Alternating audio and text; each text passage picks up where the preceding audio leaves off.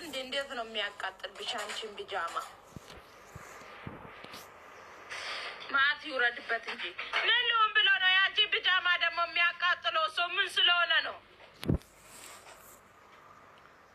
ምን አገባሽ ታዲያ? አትጻፉ ብዙ ረጅም ጽፋት ጥድ እየጻፉ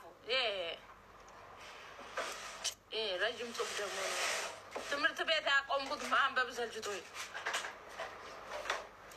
ታውኝ በቃ ታውኝ አላወራም።